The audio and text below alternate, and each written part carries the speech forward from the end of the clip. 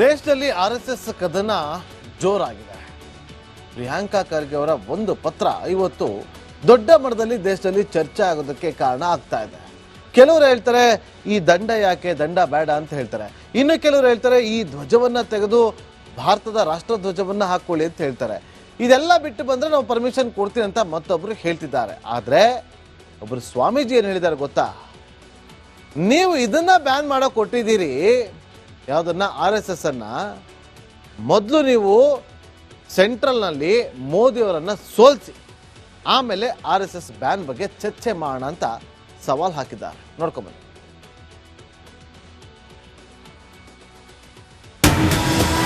ಬಿಜೆಪಿಯವರು RSSನ ಗುಲಾಮರು. ಬಿಜೆಪಿಯವರು RSS ಗುಲಾಮರು. ಮತ್ತೆ ಸಂಘದ ವಿರುದ್ಧ ಗುಡುಗಿದ ಪ್ರಿಯಾಂಕ್. ನಾವು ಇವ್ರ ಆಳ್ಮಕ್ಕಳಲ್ಲ. RSS ಚಟುವಟಿಕೆಗಳ ನಿಯಂತ್ರಣಕ್ಕೆ ಮುಂದಾಗಿದ್ದ ಸರ್ಕಾರ ಈಗ ಇಟ್ಟ ಹೆಜ್ಜೆಯಿಂದ ಹಿಂದಕ್ಕೆ ಸರಿದಿದೆ. ಹೊಸ ಬಿಲ್ಗೆ ಸರ್ಕಾರ ರೆಡ್ ಸಿಗ್ನಲ್ ನೀಡಿದೆ. ಚಿತ್ತಾಪುರದಲ್ಲಿ ಪಥಸಂಚಲನ ಮಾಡಬೇಕಾ ಬೇಡವಾ ಅನ್ನೋ ವಿಚಾರಕ್ಕೆ ನವೆಂಬರ್ 5ರಂದು ಸಂಧಾನ ಸಭೆ ನಡೆಯಲಿದೆ. ಆದರೆ ಸಚಿವ ಪ್ರಿಯಾಂಕ್ ಖರ್ಗೆ ಮಾತ್ರ ತಣ್ಣಗಾಗ್ತಿಲ್ಲ. ಮತ್ತೊಮ್ಮೆ ಸಂಘವನ್ನು ಟಾರ್ಗೆಟ್ ಮಾಡಿ ಗುಡುಗಿದ್ದಾರೆ.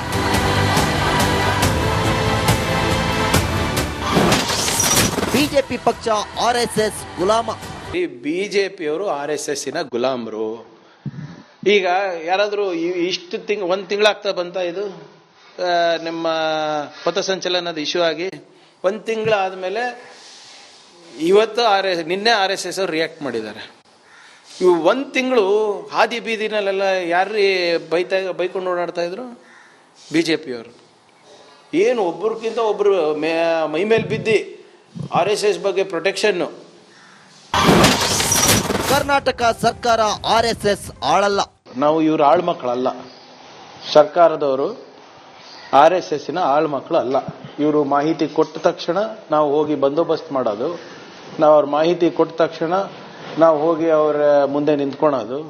ಏನಕ್ಕೆ ನಿಂತ್ಕೋಬೇಕು, ಏನಕ್ಕೆ ಮಾಡಬೇಕು? ಒಂದು ವಿಶ್ವದ ಅತ್ಯಂತ ದೊಡ್ಡ NGO ಅಂತ ಹೇಳ್ಕೊಳ್ತಾರೆ. ರಿಜಿಸ್ಟ್ರೇಷನ್ ಯಾಕ್ರಿ ಆಗ್ತಾ ಇಲ್ಲ ಇವ್ರದ್ದು? ಯಾಕೆ ಮಾಡ್ತಾ ಇಲ್ಲ? ಇವೆಲ್ಲ ಮಾಡಿ ಬೇರೆಯವರಿಗೆ ಒಂದು ಕಾನೂನು, ಇವರಿಗೆ ಒಂದು ಕಾನೂನು ಹೇಗಾಗ್ಲಿಕ್ಕೆ ಸಾಧ್ಯ ಆಗುತ್ತೆ? RSS ಪರೇಡ್ಗೆ ಏಕೆ ಅನುಮತಿ ಕೊಡಬೇಕು? ಸಾವಿರಾರು ಕಡೆ ಪಥಸಂಚಲನ ಮಾಡಿದ್ದಾರೆ ಇಡೀ ರಾಷ್ಟ್ರದಲ್ಲಿ. ಅವ್ರು ಹೇಳ್ತಾ ಇರೋದು ನಾವು 50 ವರ್ಷದಿಂದ ಮಾಡ್ಕೊಂಡು ಬಂದೀವಿ, 60 ವರ್ಷದಿಂದ ಮಾಡ್ಕೊಂಡು ಬಂದಿದ್ದೀವಿ, ಮುಂದೆ ಒರೆಸ್ಬೇಕಂತೇನಿದೆ? ಈಗ ನಾನು ಪಥಸಂಚಲನ ಮಾಡಬೇಕು ಅಂದರೆ ನಮ್ಮ ಪಕ್ಷದ ಕಡೆಯಿಂದ ಅಥವಾ ನಮ್ಮ ಸಂಘಟನೆಗಳ ಕಡೆಯಿಂದ ನಾನು ಪರ್ಮಿಷನ್ ಕೇಳಬೇಕಲ್ವಾ? ನಾನು ಅನ್ರಿಜಿಸ್ಟರ್ಡ್ ಇದ್ರೆ ಪರ್ಮಿಷನ್ ಕೊಡ್ತಾರಾ? ಮೋಹನ್ ಭಾಗವತ್ ಯಾರು, ಅವರಿಗೆ ಯಾಕೆ ಭದ್ರತೆ? ಇವರಿಗೆ ಅಡ್ವಾನ್ಸ್ಡ್ ಸೆಕ್ಯೂರಿಟಿ ಲಯಸನ್ ಪ್ರೋಟೋಕಾಲ್ ಇದೆ. RSS ಮುಖ್ಯಸ್ಥರಿಗೆ advanced security liaison protocol, security detailing. ಇದು ಯಾರಿಗಿದೆ ಗೊತ್ತಾ ನಮ್ಮ ದೇಶದಲ್ಲಿ? ಅಮಿತ್ ಶಾ ಅವರಿಗೆ, ಮಿನಿಸ್ಟರ್ ಆಫ್ ಎಕ್ಸ್ಟರ್ನಲ್ ಅಫೇರ್ಸ್ಗೆ, ಮತ್ತೆ ಪ್ರಧಾನಮಂತ್ರಿಗಳಿಗೆ. ಒಂದು ಆಫ್ಟರ್ ಆಲ್ ಒಂದು NGO, ಅವ್ರ ಮುಖ್ಯಸ್ಥರಿಗೆ ಯಾಕ್ರಿ ಇಷ್ಟೊಂದು ಪ್ರೊಟೆಕ್ಷನ್? ಮೋದಿ ಸೋಲಿಸಲಾಗದೆ RSS ಹಿಂದೆ ಬಿದ್ದಿದ್ದಾರೆ. RSS कोई पॉलिटिकल पार्टी तो है नहीं. पॉलिटिकल विंग जो है वो बीजेपी है. तो लड़ाई करने हैं तो अमित शाह जी और मोदी जी के साथ करो. उनसे लड़ाई होती नहीं है, उनको हरा नहीं पाते. तो फिर जो है वो RSS के ऊपर अभद्र टिप्पणियां करते रहते. RSS ಕಾಂಗ್ರೆಸ್ ಸಮರ ತಾರಕಕ್ಕೇರಿದೆ. ಇದು ಮುಂದೆ ಎಲ್ಲಿಗೆ ಹೋಗಿ ತಲುಪುತ್ತೋ ಅನ್ನೋದನ್ನ ಕಾದು ನೋಡಬೇಕಿದೆ. Bureau report, republic Kannada. ದೇಶದಲ್ಲಿ RSS ಕದನ ಜೋರಾಗಿದೆ. ಪ್ರಿಯಾಂಕಾ ಖರ್ಗೆ ಅವರ ಒಂದು ಪತ್ರ ಇವತ್ತು ದೊಡ್ಡ ಮಟ್ಟದಲ್ಲಿ ದೇಶದಲ್ಲಿ ಚರ್ಚೆ ಆಗೋದಕ್ಕೆ ಕಾರಣ ಆಗ್ತಾ ಇದೆ. ಕೆಲವರು ಹೇಳ್ತಾರೆ ಈ ದಂಡ ಯಾಕೆ, ದಂಡ ಬೇಡ ಅಂತ ಹೇಳ್ತಾರೆ. ಇನ್ನು ಕೆಲವರು ಹೇಳ್ತಾರೆ ಈ ಧ್ವಜವನ್ನ ತೆಗೆದು ಭಾರತದ ರಾಷ್ಟ್ರ ಧ್ವಜವನ್ನ ಹಾಕೊಳ್ಳಿ ಅಂತ ಹೇಳ್ತಾರೆ. ಇದೆಲ್ಲ ಬಿಟ್ಟು ಬಂದ್ರೆ ನಾವು ಪರ್ಮಿಷನ್ ಕೊಡ್ತೀವಿ ಅಂತ ಮತ್ತೊಬ್ರು ಹೇಳ್ತಿದ್ದಾರೆ. ಆದ್ರೆ ಒಬ್ರು ಸ್ವಾಮೀಜಿ ಏನು ಹೇಳಿದ್ದಾರೆ ಗೊತ್ತಾ? ನೀವು ಇದನ್ನ ಬ್ಯಾನ್ ಮಾಡೋ ಕೊಟ್ಟಿದ್ದೀರಿ, ಯಾವುದನ್ನ RSS ಅನ್ನ. ಮೊದಲು ನೀವು ಸೆಂಟ್ರಲ್ನಲ್ಲಿ ಮೋದಿಯವರನ್ನ ಸೋಲಿಸಿ ಆಮೇಲೆ RSS ಬ್ಯಾನ್ ಬಗ್ಗೆ ಚರ್ಚೆ ಮಾಡೋಣ ಅಂತ ಸವಾಲ್ ಹಾಕಿದ್ದಾರೆ. ನೋಡ್ಕೊಂಬನ್ನಿ.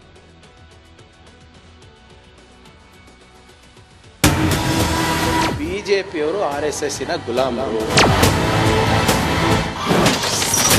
ಬಿಜೆಪಿಯವರು ಆರ್ಎಸ್ಎಸ್ ಗುಲಾಮರು. ಮತ್ತೆ ಸಂಘದ ವಿರುದ್ಧ ಗುಡುಗಿದ ಪ್ರಿಯಾಂಕ್. ನಾವು ಇವ್ರ ಆಳ್ಮಕ್ಕಳಲ್ಲ. ಆರ್ಎಸ್ಎಸ್ ಚಟುವಟಿಕೆಗಳ ನಿಯಂತ್ರಣಕ್ಕೆ ಮುಂದಾಗಿದ್ದ ಸರ್ಕಾರ ಈಗ ಇಟ್ಟ ಹೆಜ್ಜೆಯಿಂದ ಹಿಂದಕ್ಕೆ ಸರಿದಿದೆ. ಹೊಸ ಬಿಲ್ಗೆ ಸರ್ಕಾರ ರೆಡ್ ಸಿಗ್ನಲ್ ನೀಡಿದೆ. ಚಿತ್ತಾಪುರದಲ್ಲಿ ಪಥಸಂಚಲನ ಮಾಡಬೇಕಾ ಬೇಡವಾ ಅನ್ನೋ ವಿಚಾರಕ್ಕೆ ನವೆಂಬರ್ 5ರಂದು ಸಂಧಾನ ಸಭೆ ನಡೆಯಲಿದೆ. ಆದರೆ ಸಚಿವ ಪ್ರಿಯಾಂಕ್ ಖರ್ಗೆ ಮಾತ್ರ ತಣ್ಣಗಾಗ್ತಿಲ್ಲ. ಮತ್ತೊಮ್ಮೆ ಸಂಘವನ್ನು ಟಾರ್ಗೆಟ್ ಮಾಡಿ ಗುಡುಗಿದ್ದಾರೆ.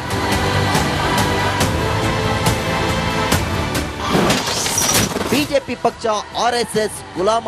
ಈ ಬಿಜೆಪಿಯವರು RSSನ ಗುಲಾಮರು.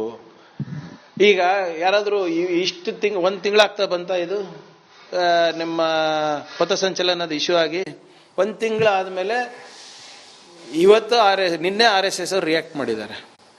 ಇವು 1 ತಿಂಗಳು ಹಾದಿ ಬೀದಿನಲ್ಲೆಲ್ಲ ಯಾರ್ರೀ ಬೈಕೊಂಡು ಓಡಾಡ್ತಾ ಇದ್ರು? ಬಿಜೆಪಿಯವರು. ಏನು ಒಬ್ರಿಗಿಂತ ಒಬ್ರು ಮೈ ಮೇಲೆ ಬಿದ್ದಿ RSS ಬಗ್ಗೆ ಪ್ರೊಟೆಕ್ಷನ್ನು. ಕರ್ನಾಟಕ ಸರ್ಕಾರ ಆರ್ಎಸ್ಎಸ್ ಆಳಲ್ಲ. ನಾವು ಇವ್ರ ಆಳ್ಮಕ್ಕಳಲ್ಲ. ಸರ್ಕಾರದವರು RSSನ ಆಳ್ಮಕ್ಕಳು ಅಲ್ಲ. ಇವರು ಮಾಹಿತಿ ಕೊಟ್ಟ ತಕ್ಷಣ ನಾವು ಹೋಗಿ ಬಂದೋಬಸ್ತ್ ಮಾಡೋದು, ನಾವು ಅವ್ರ ಮಾಹಿತಿ ಕೊಟ್ಟ ತಕ್ಷಣ ನಾವು ಹೋಗಿ ಅವರ ಮುಂದೆ ನಿಂತ್ಕೊಳೋದು. ಏನಕ್ಕೆ ನಿಂತ್ಕೋಬೇಕು? ಏನಕ್ಕೆ ಮಾಡಬೇಕು? ಒಂದು ವಿಶ್ವದ ಅತ್ಯಂತ ದೊಡ್ಡ NGO ಅಂತ ಹೇಳ್ಕೊಳ್ತಾರೆ. ರಿಜಿಸ್ಟ್ರೇಷನ್ ಯಾಕ್ರಿ ಆಗ್ತಾ ಇಲ್ಲ ಇವ್ರದ್ದು? ಯಾಕೆ ಮಾಡ್ತಾ ಇಲ್ಲ? ಇವೆಲ್ಲ ಮಾಡಿ ಬೇರೆಯವರಿಗೆ ಒಂದು ಕಾನೂನು, ಇವರಿಗೆ ಒಂದು ಕಾನೂನು ಹೇಗಾಗ್ಲಿಕ್ಕೆ ಸಾಧ್ಯ ಆಗುತ್ತೆ? ಆರ್ಎಸ್ಎಸ್ ಪರೇಡ್ಗೆ ಏಕೆ ಅನುಮತಿ ಕೊಡಬೇಕು? ಸಾವಿರಾರು ಕಡೆ ಪಥಸಂಚಲನ ಮಾಡಿದ್ದಾರೆ ಇಡೀ ರಾಷ್ಟ್ರದಲ್ಲಿ. ಅವ್ರು ಹೇಳ್ತಾ ಇರೋದು ನಾವು 50 ವರ್ಷದಿಂದ ಮಾಡ್ಕೊಂಡು ಬಂದೀವಿ, 60 ವರ್ಷದಿಂದ ಮಾಡ್ಕೊಂಡು ಬಂದಿದ್ದೀವಿ, ಮುಂದೆ ಒರೆಸ್ಬೇಕಂತೇನಿದೆ? ಈಗ ನಾನು ಪಥಸಂಚಲನ ಮಾಡಬೇಕು ಅಂದರೆ ನಮ್ಮ ಪಕ್ಷದ ಕಡೆಯಿಂದ ಅಥವಾ ನಮ್ಮ ಸಂಘಟನೆಗಳ ಕಡೆಯಿಂದ ನಾನು ಪರ್ಮಿಷನ್ ಕೇಳಬೇಕಲ್ವಾ? ನಾನು ಅನ್ರಿಜಿಸ್ಟರ್ಡ್ ಇದ್ರೆ ಪರ್ಮಿಷನ್ ಕೊಡ್ತಾರಾ? ಮೋಹನ್ ಭಾಗವತ್ ಯಾರು? ಅವರಿಗೆ ಯಾಕೆ ಭದ್ರತೆ? ಇವರಿಗೆ ಅಡ್ವಾನ್ಸ್ಡ್ ಸೆಕ್ಯೂರಿಟಿ ಲಯಸನ್ ಪ್ರೋಟೋಕಾಲ್ ಇದೆ. RSS ಮುಖ್ಯಸ್ಥರಿಗೆ advanced security liaison protocol, security detailing. ಇದು ಯಾರಿಗಿದೆ ಗೊತ್ತಾ? ನಮ್ಮ ದೇಶದಲ್ಲಿ ಅಮಿತ್ ಶಾ ಅವರಿಗೆ, ಮಿನಿಸ್ಟರ್ ಆಫ್ ಎಕ್ಸ್ಟರ್ನಲ್ ಅಫೇರ್ಸ್ಗೆ ಮತ್ತೆ ಪ್ರಧಾನಮಂತ್ರಿಗಳಿಗೆ. ಆಫ್ಟರ್ ಆಲ್ ಒಂದು NGO. ಅವ್ರ ಮುಖ್ಯಸ್ಥರಿಗೆ ಯಾಕ್ರಿ ಇಷ್ಟೊಂದು ಪ್ರೊಟೆಕ್ಷನ್? ಮೋದಿ ಸೋಲಿಸಲಾಗದೆ ಆರ್ಎಸ್ಎಸ್ ಹಿಂದೆ ಬಿದ್ದಿದ್ದಾರೆ. RSS कोई पॉलिटिकल पार्टी तो है नहीं. पॉलिटिकल विंग है जो है वो बीजेपी है. तो लड़ाई करने हैं तो अमित शाह जी और मोदी जी के साथ करो. उनसे लड़ाई होती नहीं है, उनको हरा नहीं पाते. तो फिर जो है वो RSS के ऊपर अभद्र टिप्पणियां करते रहते. ಆರ್ಎಸ್ಎಸ್ ಕಾಂಗ್ರೆಸ್ ಸಮರ ತಾರಕಕ್ಕೇರಿದೆ. ಇದು ಮುಂದೆ ಎಲ್ಲಿಗೆ ಹೋಗಿ ತಲುಪುತ್ತೋ ಅನ್ನೋದನ್ನ ಕಾದು ನೋಡಬೇಕಿದೆ.